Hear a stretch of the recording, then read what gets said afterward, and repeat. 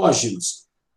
Nós podemos utilizar processos simplificados, como as lagoas de maturação, elas existem para isso, elas vão gastar muita área, então é um aumento substancial na área requerida das lagoas, mas elas conseguem remover as 4 categorias de organismos patogênicos: bactérias patogênicas, vírus, protozoários na forma de cistos ou cistos, e os eumintos, os vermes, na forma de ovos. Nós podemos ter aí processos compactos de desinfecção, cloração, hipocloração, radiação ultravioleta e outros, e processos que são barreiras físicas, como as membranas. Então, a bactéria patogênica não passa pela membrana de ultrafiltração, por exemplo, você retém, então, o organismo patogênico. Ok, então essa foi uma primeira parte da minha apresentação, dessa visão geral, e chamar a nossa atenção que a gente tem se direcionado muito para a remoção da DBO. Ok, temos que vencer essa etapa em termos de tratamento de esgotos no Brasil, mas em vários locais nós precisamos de complementar a remoção dos nossos poluentes. Precisamos agregar remoção de nutrientes, nitrogênio, fósforo, ou minimamente a remoção da amônia. Não podemos esquecer da remoção de organismos patogênicos, tão importante para nós. E a gente, não, se vocês pegarem a lista das ETs da ANA, vocês vão ver que são relativamente poucas as nossas estações que estão capacitadas para a remoção de nutrientes, e são relativamente poucas, em termos percentuais, né, aquelas que são capacitadas para remover organismos patogênicos. Então, vamos lá. A última parte, mas são muitos slides, mas eu vou passar de forma mais rápida esses próximos slides. Quais que são os desafios? Eu gosto dessa parte, porque eu acho que essa parte mexe com a gente, que já está atuando no meio, mas com os vários alunos que estão assistindo isso, porque eles podem enxergar nichos de atuação. Onde que eu vou me encaixar? Porque vocês vão ver que os desafios são muito grandes. Então, vamos lá. Desafios, eu divido isso em 2 partes. Os desafios da ausência do tratamento de esgotos, e a segunda parte vai ser os desafios da presença do tratamento de esgotos. Ora, boa parte da minha carreira profissional, eu convivi apenas com essa primeira parte, desafios da ausência do tratamento de esgotos. Eu, antes de entrar na universidade, eu trabalhava numa firma de projetos, e a nossa firma projetava ETs, projetava, e elas nunca saíam do papel, ficavam engavetadas. Na época o projeto era físico, né, naquelas plantas, né, impressas, tudo isso, e não tinha recurso para implantar, e a gente projetava e continuava sempre com a ausência do tratamento de esgotos. Quando eu tive aula de tratamento de esgotos, era sempre na ótica, olha, temos que projetar novas ETs. Agora, vocês não, vocês vão ver que o desafio de vocês se amplia também pelo fato de nós já termos tratamento de esgotos, vocês vão ter que conviver também com outro desafio. Então, vamos lá, continuando a ausência. A gente logo pensa, claro, vamos resolver isso implantando ETs. Claro, essa é a primeira etapa da solução desse problema, mas não basta apenas esta solução. Não basta achar que vamos implantar ETs que está tudo resolvido. Aí eu vou listar alguma coisa, alguns outros aspectos, né? Nós temos que fazer bons relatórios de concepção. Nós não vamos chegar com soluções padronizadas e utilizar as soluções padronizadas em qualquer local.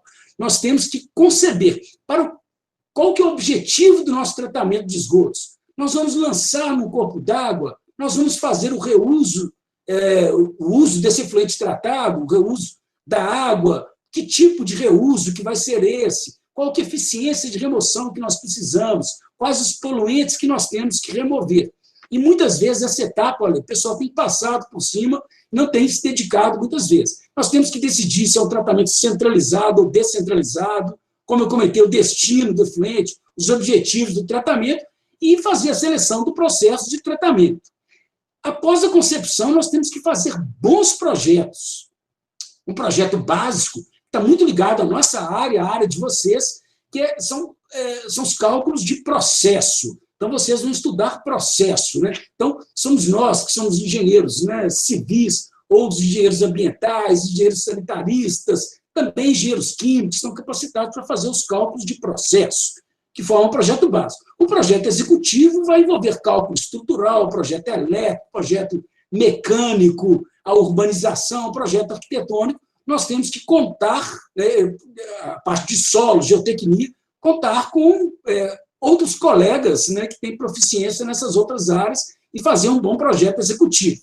Ora, vamos assumir que a gente tenha bons projetos. Nós temos que garantir que nós vamos ter também boas obras. E muitas vezes a gente tem observado isso recentemente, né? Não temos recursos para a obra, ou quem ganha a concorrência ganha com preço abaixo da capacidade que tem de implantar aquela obra. Aí sai economizando aqui, economizando ali, troca o material, não faz o detalhe do vertedor, da caixa de distribuição, como constava no projeto, e você vai sacrificando, isso não funciona. Então, temos que ter uma ótima fiscalização das obras. E, claro, obter financiamento. Muitas vezes a gente já vai direto achando que esse é o único problema que nós temos no Brasil, ausência de financiamento. Não, então estou listando, né, vários outros itens que nós temos que ficar ligados. Ok, desafios no meio rural, já havia comentado e volto a dizer, né, as soluções não são apenas tecnológicas. Muitas vezes nós, engenheiros, achamos que nós dominamos a tecnologia e as pessoas têm que se adaptar à tecnologia que nós fornecemos. Não. Se isso no meio urbano já não funciona totalmente assim, no meio rural é que não vai funcionar mesmo. Nós temos que garantir a participação da população desde a etapa inicial, da concepção. Engenharia não é apenas tecnologia. A população tem que se apropriar da solução, apropriar da implantação, porque é a população do meio rural que vai operar as soluções de esgotamento, quer seja uma casinha, quer seja uma privada com descarga, quer envolva um tratamento, né, de esgotos, uma fossa séptica, um hétero, etc., ela que vai cuidar. Então, isso é essencial. E agora, aí sim eu vou um pouco mais rápido, porque são vários desafios da existência do tratamento de esgotos. E nós temos que nos aparelhar. Então, os currículos dos nossos cursos de graduação e de pós-graduação, e, claro, a experiência profissional de vocês que forem atuar na área tem que cobrir esses aspectos. Ok, então são vários e nós temos que nos preparar para eles. Vamos começar. As nossas ETs, não basta eu colocar a ET, as ETs têm que receber os esgotos. A gente vê várias localidades em que a ET está implantada, ou ela não recebe esgotos, ou recebe pouquíssimos esgotos. Quais são possíveis causas? Ora, temos que expandir a cobertura da rede coletora de esgotos. Então, às vezes, a coleta de esgotos não tem uma cobertura suficiente. Aqui, interceptores. Essa é uma causa muito comum. Em algumas bacias aqui de Belo Horizonte e em várias outras cidades, nós temos isso. Os esgotos, eles são coletados, mas eles são lançados no fundo de vale, porque nós não temos os interceptores em algumas bacias, né, percorrendo o fundo de vale, transportando os esgotos até as ETs. Então, costuma aí ser um calcanhar de Aquiles, o transporte dos esgotos via interceptores, porque isso envolve toda uma urbanização, um tratamento do fundo de vale, com órgãos distintos, órgãos que trabalham com o sistema viário, drenagem pluvial, etc. Ok, temos que reduzir ligações clandestinas. Elas estão fazendo com que esgotos caiam na rede pluvial e não sejam tratados, e que a água de chuva entre na rede de esgotos, causando sobrecarga hidráulica, refluxo, problemas, né, no nosso tratamento. Então, temos que acabar com ligações clandestinas. Em várias localidades, inclusive capitais do país, nós temos problemas severos de falta de energia elétrica. Ora, se falta energia elétrica, se você não tem um gerador numa elevatória, os esgotos são extravasados, não chegam na estação, vão chegar no corpo d'água receptor. Nós temos a nossa ET implantada, nós temos que garantir o funcionamento das instalações e dos equipamentos. Estamos vendo aqui fotos ilustrativas, né, de unidades do tratamento que não estão funcionando porque o equipamento não está funcionando. Então, quando nós escolhemos um processo de tratamento de esgotos, que ele tem vários equipamentos, e principalmente equipamentos eletromecânicos, nós temos que garantir uma operação e manutenção adequadas. Temos que garantir peças de reposição, toda uma estrutura adequada para que isso funcione. Então, implantar equipamento eletromecânico não é só preocupar com o consumo de energia elétrica, é garantir que eles vão funcionar. E, claro, as instalações como um todo, questão de corrosão, tudo isso. Temos que garantir um nível operacional adequado, temos que treinar e valorizar os operadores, a equipe operacional das nossas ETs. Eles são muito importantes, eles conhecem muito do que fazem, então nós temos que fazer um casamento entre o conhecimento deles e o conhecimento de vocês, né, que vão eventualmente estar participando dessas etapas de treinamento, para nós conseguirmos que os operadores saibam por que eles estão fazendo, quando eles aumentam uma recirculação, quando eles diminuem uma aeração, aumentam uma aeração, etc. Temos que monitorar as nossas ETs. Isso, aqueles de vocês que trabalham com pesquisa estão muito treinados com isso. Mas não basta monitorar, você tem que monitorar a sua estação e tem que processar os dados de monitoramento. Tem que fazer gráficos adequados, interpretar esses gráficos. Então, não basta o esforço de coletar as amostras e engavetar ou deixar, né, numa pasta do disco rígido do computador de vocês. Temos que garantir a salubridade e a segurança do pessoal da operação. Nós vemos aqui um operador muito dedicado que estava coletando uma amostra, mas correndo um alto risco ocupacional para coletar essa amostra. Então, tudo tem que ser feito segundo os preceitos, né, mais adequados. Nós temos que garantir o atendimento aos padrões de lançamento. Então, dependendo do estado em que cada um de nós está, temos padrões de lançamento para DBO ou DQO, expressos em concentrações ou eficiências de remoção. Temos padrões, podemos ter padrões para lançamento de amônia em alguns estados, né? Da resolução CONAMA nós não temos para amônia, etc. Temos que garantir o cumprimento de padrão de lançamento. Temos que garantir atendimento a padrão do corpo d'água. Mais importante do que o padrão de lançamento é o atendimento aos padrões dos corpos d'água. E aqui a gente observa uma fragilidade institucional nossa. Os nossos órgãos ambientais e órgãos gestores de recursos hídricos também, eles têm uma maior dificuldade em fazer a vinculação entre lançamento de carga poluidora e qualidade da água no corpo d'água. Então, essa é uma parte que nós temos que avançar muito, então, por isso que, muitas vezes, a avaliação ambiental tem se centrado principalmente no lançamento, e às vezes menos no corpo d'água. Ok, aqui a operação ela tem que ser confiável e estável, eu não vou ter tempo de entrar nesse gráfico, mas a ideia é o seguinte, ela tem que ser confiável, ela tem que garantir o atendimento ao padrão, não pode ser muito variável a concentração efluente, porque senão você vai ter várias amostras, ou seja, vários dias em que você não vai cumprir com o seu padrão de lançamento. Ok, falamos muito de remoção de DBO, mas podemos incorporar outros objetivos. Podemos incorporar a remoção de organismos patogênicos, como nós vimos. Em algumas situações, incorporar a remoção de nutrientes, quando necessário. Então, se necessário, lançar no corpo d'água lêntico, né, sujeito à eutrofização, aí sim, remoção de nutrientes. E está se abrindo um mundo à nossa frente. Cada vez mais a gente vai conhecendo novos micropoluentes orgânicos, inorgânicos, poluentes emergentes. Cada vez mais a gente descobre que eles passam a fazer parte da nossa agenda de remoção e temos que usar processos aí mais avançados, membrana, processos oxidativos avançados, carvão ativado, etc. Ok, todo o processo de tratamento de esgotos gera lodo, eles são removidos de forma diferente, então temos que gerir adequadamente esse lodo, é parte do tratamento de esgotos, o gerenciamento adequado do lodo produzido. E aqueles processos que têm uma etapa anaeróbia que gera gás, temos que gerir adequadamente o gás produzido.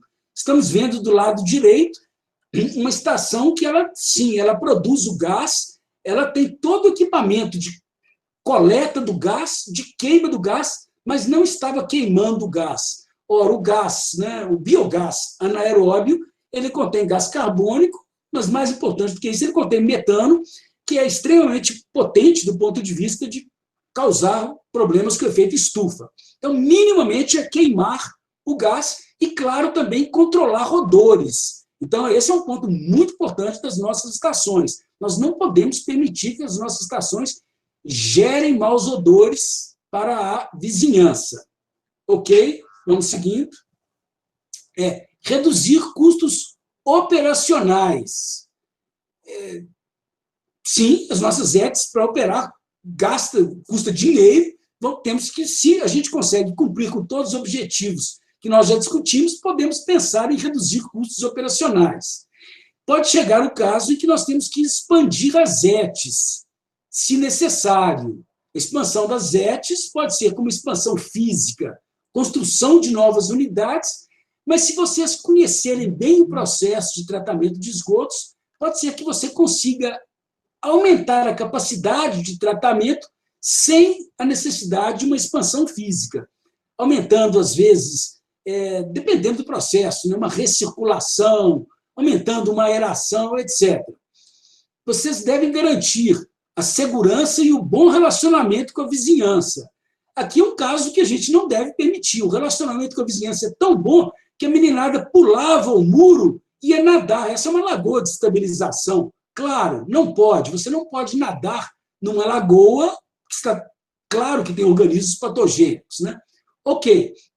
Essa é uma ótica de alguns anos para cá. A gente não pensa só em remover poluentes. Nós enxergamos os esgotos como uma fonte de recursos. Então, uma utilização produtiva do efluente tratado. Então, ao invés de ser o lado esquerdo, né, você simplesmente lançar os esgotos num corpo d'água, por que não utilizar esse efluente tratado, por exemplo, para um uso agrícola? Então, nós temos diretrizes da Organização Mundial de Saúde para isso. Estamos com processos bastante avançados de uma regulamentação no Brasil. Também o reuso urbano, o reuso da água urbano, o esgoto tratado urbano, com distintas finalidades. Aqui vocês estão vendo, lavar, né, logradouros públicos, ok? O reuso industrial, aí vai depender do tipo de indústria. É a indústria que vai ditar a qualidade da água que ela precisa. A foto aqui do projeto Aquapolo, em São Paulo, que é cerca do projeto para 1 metro cúbico por segundo, então um processo já muito bem tratado numa determinada ET, ele sofre um tratamento adicional bastante sofisticado para gerar uma qualidade de água boa que possa ser utilizado num polo petroquímico. Aqui é chegando no extremo que você pode, inclusive, transformar a água, o esgoto, em água potável. Essa foto aqui, é bom que o Pablo Cesarino está participando aqui dessa live, ele está aqui nessa foto. Foi um evento muito bom que nós participamos em Florianópolis, com outros colegas aqui, levaram uma garrafa de cerveja, né, uma produção lá nos Estados Unidos, em que o esgoto virou água potável e a água potável virou uma cerveja artesanal de ótima qualidade. Nós tomamos, estava deliciosa e estamos aí firmes e fortes. Ok. Nós falamos do aproveitamento do esgoto, da fração líquida.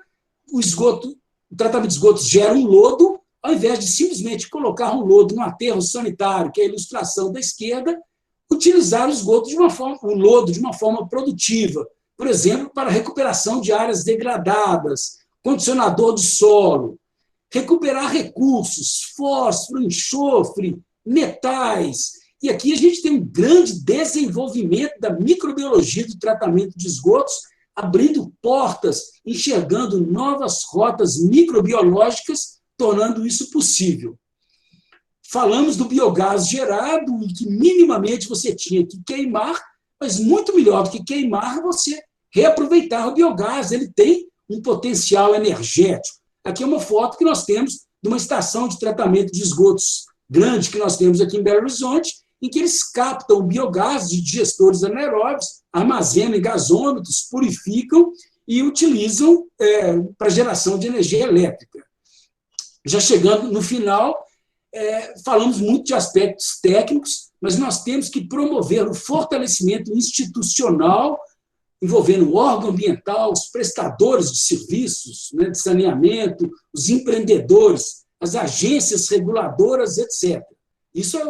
Todos esses elos são uma parte essencial. Só um segundinho, está tocando aqui o celular, só ver se não são vocês aqui. Não, só um segundinho, esqueci de desativar. Ok.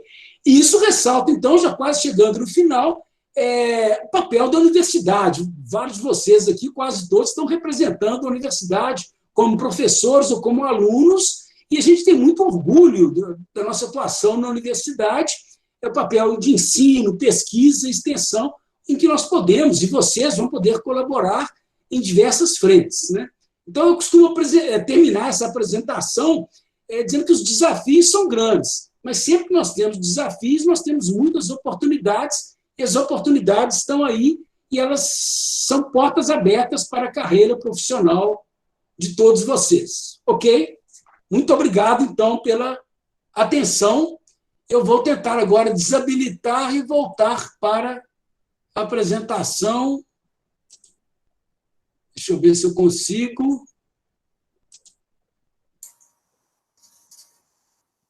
Ok, gente? Ótimo, professor. Deu tudo certo? Vocês ouviram direitinho? Foi ótimo, ouvimos muito bem. Ficamos aqui todos em silêncio, encantados com esse momento. Foi muito legal. Podemos passar para as perguntas? À vontade. Então, tá bom. Primeiro, queria agradecer a participação de todos com os comentários, né? Fazendo algumas perguntas. Então, vamos iniciar aqui, professor. Só um minuto. Professor Gilberto, né, professor da casa, também trabalha aqui na Companhia de Tratamento de Água, abastecimento aqui, e fez a seguinte pergunta. Caro professor Marcos, gostaria, se possível, que comentassem a previsão para termos autorização/legislação para a utilização dos efluentes tratados na agricultura do Brasil. Valeu, Gilberto. Também gostaria de fazer essa pergunta para o senhor, professor. Então, tá ótimo. Então, é uma pergunta dupla. É uma pergunta muito pertinente, né? Isso tem mudado, eu acompanhei esse processo até alguns meses atrás, não sei se teve alguma mudança nos outros meses, aí talvez alguém possa, no chat aí, possa complementar, né?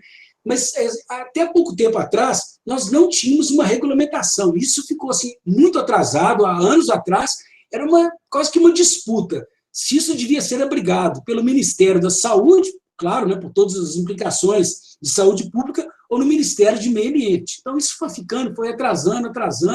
Aí tivemos, né, alguns rascunhos para essa resolução que foi definida, isso foi muito debatido, foram organizados seminários, participamos de alguns seminários. Tanto quanto eu saiba, ainda não houve essa autorização. Alguns estados já têm suas regulamentações, né? O estado do Ceará tem a sua regulamentação, em Minas Gerais nós terminamos uma minuta agora. Isso, o estado de São Paulo, eu acho que também já tem a sua regulamentação, vocês podem até me ajudar nesse sentido. Agora, claro que nós temos o lastro da Organização Mundial de Saúde. A Organização Mundial de Saúde não legisla, ela dá guias, diretrizes, né? Então, sempre na dúvida, podemos nos abrigar no lastro da Organização Mundial de Saúde. Mas é imperativo que a gente tenha isso logo muito bem definido, para não só o uso agrícola, mas também o uso urbano, e a gente poder viabilizar isso de uma forma segura. Professor, aqui no estado de São Paulo, nós temos a P 4.230, a norma da CETESB, que nos dá um direcionamento referente a esse uso, né, desses materiais. Tudo bem, Gilberto? Vamos lá. O Lucas comentou assim, professor, o senhor comentou que o CONAMA não cita amônia, mas que alguns municípios verifica-se a remoção desse parâmetro. Isso ocorre por quê? Bom, então vamos voltar alguns anos atrás. Nós tínhamos uma resolução CONAMA antiga, que era de 1986, e ela disciplinava, era muito parecida com a atual nossa, só que os valores eram diferentes. E tinha um padrão de lançamento de amônia extremamente exigente, 5 miligramas por litro. Era uma beleza, 5 miligramas por litro. Ninguém conseguia alcançar com esse padrão. Era extremamente exigente. Aí, quando houve, né, toda a discussão para mudar a nova resolução CONAMA, foi discutido isso muito, e foi proposto o valor de 20 miligramas por litro. Claro, aliviava bastante, mas ainda não resolvia, porque a maioria dos nossos processos de tratamento de esgotos não consegue alcançar esses 20 miligramas por litro. A amônia no esgoto bruto é da ordem de 40 miligramas por litro, 30, 40, 50 miligramas por litro, às vezes mais. E a maioria dos processos não permite isso. Então, continuou esse impasse. Aí decidiu-se retirar o valor de 20 miligramas por litro da resolução CONAMA, no caso específico de lançamento de esgotos sanitários. Mas foi uma suspensão, pode ser que isso volte. Tá, ok? Agora, aí eu deixei assim, então, do ponto de vista nacional, não é feita essa exigência no caso de esgotos sanitários. Mas algumas legislações estaduais podem, sim, ter mantido a amônia como um padrão de lançamento que tem que ser cumprido. Mas, relembrando, vocês vão lembrar dos slides, são poucos os processos de tratamento de esgotos que nos permitem cumprir com esse padrão, mesmo de 20 miligramas por litro, que é aparentemente branco. Ótimo, professor. Mais uma pergunta, da Mayla Costa.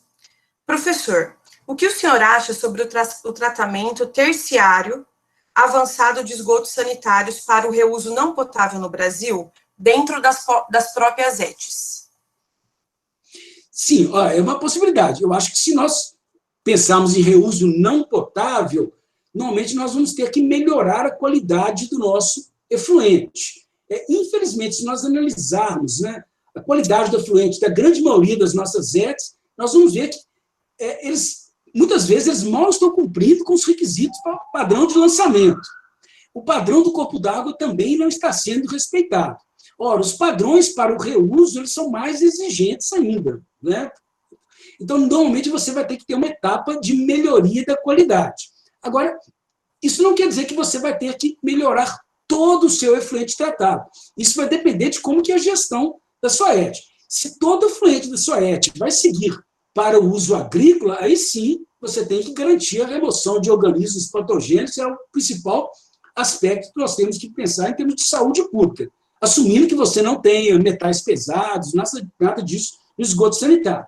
Mas se é para um reuso urbano, lavagem de ruas, encher, então, caminhões tanto que vão transportar isso, você pode destinar parte do seu efluente, você faz, né, uma cloração adicional, etc., e apenas essa parte que vai ser utilizada para essa finalidade que tem esse tratamento mais avançado. Então, isso vai depender muito da estratégia do reuso. Então, essa questão, mais uma vez, não é uma questão tecnológica, nós temos tecnologia para tudo, mas a gestão disso, que é algo que a gente observa que tem sido entravado.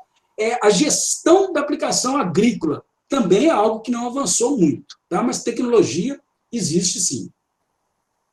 Ótimo. Professor, mais uma pergunta da Jennifer. Existem muitos poluentes emergentes que a legislação não cita. O senhor acha que estamos muito distante de possuir tecnologias para removê-los?